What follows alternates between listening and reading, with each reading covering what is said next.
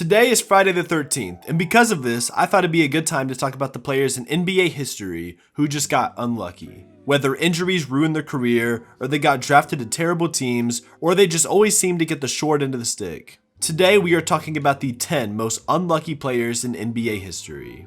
At number 10, I have Brandon Knight, who if I just told you the name may not ring a bell until you see this clip again. 3-2 type of guy to defend other teams' small forwards. And when he falls, you're not close enough. Sorry, young boy. I'm gonna have to knock this down and get the oohs and ahs of Houston. One of Kyrie Irving's greatest crossovers during the All-Star game where he broke Brandon Knight's ankles. This play would be embarrassing for any NBA player to go through. Nobody wants to end up on the floor embarrassed during one of the most popular games of the year, and end up on Kyrie Irving's highlight tape for the rest of eternity. But plenty of other players have gotten their ankles broken before, so you might be wondering why he made this list based off that. I mean, it's not like he got posterized too, right? The lob. Again! Oh, what a monster jam by DeAndre Jordan! Cheapest grin on his face. I want to see it again. This could be as good as anyone we saw from Blake. Absolutely. This one's pretty bad, but at least it only happened this one time. Gets it ahead to Kobe. Kobe on the way to slam it home. 7th rebound of the game. Runs the court and slams it home. Now we're starting to see why Brandon Knight is looked at as one of the most unlucky players ever. He just always finds himself at the wrong place at the wrong time. And believe it or not, Brandon Knight's run of being this unlucky did not end here. They got to jump and make the foul, I would think. 6 seconds left. Johnson throws it, intercepted. Knight, 2 seconds, 1 second. Oh, he missed it at the horn. Never seen anything like that. With 1 second left in overtime, a chance to win the game after getting a steal, and he misses the layup. It's not a jump shot or any difficult buzzer beater at all. He was on a fast break and had to make a layup to win the game and missed it. He missed quite literally the easiest shot in basketball and the most important moment possible. This guy just has terrible luck. Number 9 is Tracy McGrady, who most of you are very aware of. T-Mac was one of the greatest scorers ever. In his prime, he was basically a 6'8" Kobe Bryant. But he got pretty unlucky throughout his whole career. For being as great of a player as he was, he could have easily won multiple championships, but he never even made it out of the first round in his entire career. He was dealing with injuries a big majority of his career, which set him back from accomplishing a lot more than he could have. But what people don't talk about often is how much of the blame actually rests on McGrady himself for his shortcomings in the playoffs. There were many times he just wasn't as good and didn't do what he needed to do to win, but his unfortunate circumstances definitely didn't help. Number 8 is DeMarcus Cousins, who at one point was looked at as possibly the best center in the NBA. His time with the Sacramento Kings really put him on watch as the best center in the league. His scoring and rebounding ability was one of the best ever. And sadly, DeMarcus Cousins was never dealt a fair hand in the NBA. For starters, he was drafted to a team like the Kings, who are notorious for just not being a good team to play for. During his time with the Kings, he went through 7 coaches, 3 general managers, and 2 different owners.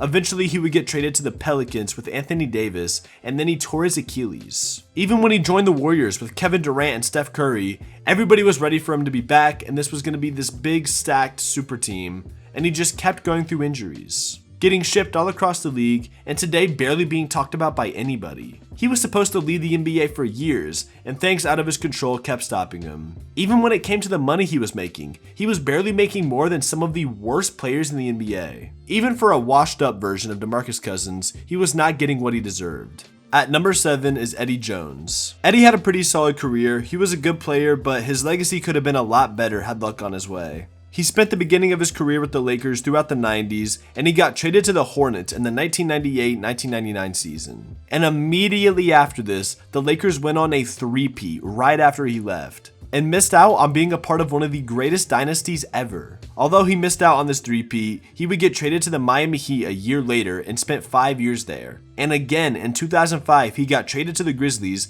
and immediately after he got traded, the Heat won the championship. This happened to him twice. The worst part being, he joined the Heat again the following season, but they didn't go back to back, so he never won a championship. It's hard to get more unlucky than that. Number 6 is Elgin Baylor, a Laker legend who was teamed up with Jerry West for years. Elgin was a very solid small forward for the Lakers during the 60s and 70s. He played with the Lakers his entire career and made it to 7 NBA finals. and out of the 7 different NBA finals he was in, he did not win one of them. 7 finals and not one championship to show for it. And it's one of the craziest finals records ever. And what makes Elgin so unlucky is the fact that he was 1 season away from being a champion. He retired in 1971, and the following year the Lakers would win the championship for the first time in over a decade. Number 5, Anderson Varejao. Varejau's situation is very similar to Eddie Jones and Elgin Baylor. He was on the Cleveland Cavaliers for almost his entire career, getting drafted a year after LeBron in 2004 and being alongside him and the Cavs for over a decade. He was a part of their finals run in 2007, but the Cavs were never able to win a championship with him. That is, until Anderson left the team in 2016 and the Cavs immediately pulled off one of the greatest upsets in sports history and won the championship. Funny enough, he left the Cavs to join the Golden State Warriors. He was on both the Warriors and the Cavaliers during a time where they were the most dominant teams in the NBA, and he was still never able to win a championship. Number 4 is Brandon Roy, who has a case for being the most underrated NBA player of all time. During his prime, he was truly unguardable, being one of the most skilled shooting guards offensively the league has ever seen. Playing for the Portland Trail Blazers, he was expected to be the piece that helps them win a championship.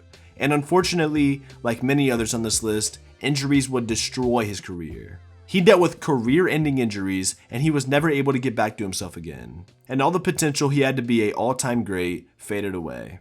At number 3 is debatably the most loved NBA player of all time, Derrick Rose. D-Rose is universally loved and respected for the player he is, and the player he could have been. Rose accomplished things most players on this list were never able to. He was the youngest MVP in league history, and took over with his scoring ability. This small point guard was able to leap over defenders and pull off moves we had never seen. His athleticism and explosive playstyle set him apart from every other point guard at the time.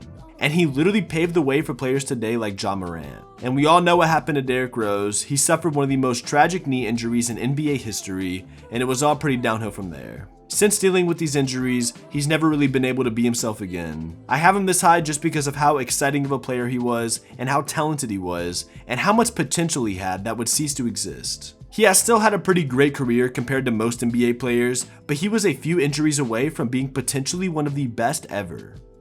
At number 2 is Isaiah Thomas, not the one on the Pistons, the other one. And that's just one example of IT getting unlucky in his NBA career, having the same name as one of the best NBA players ever at his same position. Whenever people talk about Isaiah Thomas, he's going to be shadowed by the 2-time champion and the guy that used to beat Michael Jordan. Regardless, IT exceeded a lot of the expectations people had for him before his career began. He was too short, couldn't play defense, and nobody wanted to give him a chance until the Sacramento Kings drafted him. But when he made it to the Boston Celtics is when everything changed for him. He was playing at an all-star caliber level, putting up numbers nobody could have expected from him. Even with these stat lines, he would get sent around the league over and over and end up on a different team every year. If it wasn't for things he literally couldn't control, there's a chance he would still be one of the best players in the league. But today, he can barely even make a roster spot for any NBA team, and it's been really sad to see his fall from stardom. And finally, the number 1 most unlucky NBA player ever is Greg Oden. Greg Oden was the number 1 overall draft pick in 2007, picked over Kevin Durant, and didn't even get the chance to play over 50 games in his whole NBA career. Injuries absolutely destroyed his entire basketball career because he just could not stay healthy, and he's looked at as one of the biggest busts ever, if not the biggest bust in NBA history, for being a first overall pick who simply wasn't able to play. Just because of the fact that he was barely even given the chance to be an NBA player, it makes it such a sad story for him. People will make jokes about how he's a bust probably for the rest of his life, and all things considered, when you look into what really happened and what he had to go through, he's the most unlucky player ever. Let me know what you guys think, leave your pick in the comments below, but that's all I've got for today. Thank you all for watching, and with that being said, I'm out of here, and I'll see you on the next one.